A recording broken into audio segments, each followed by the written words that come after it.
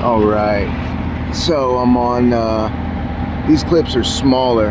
They're a bit smaller, but yeah, this is how these are turning out. These are a lot more fun to do. Don't know why, but they just are. It's tying in well over here. The corners meet. Little baby verticals. Let's check out the other side.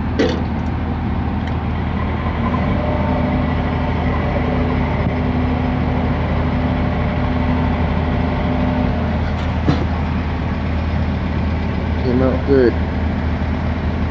Came out slick.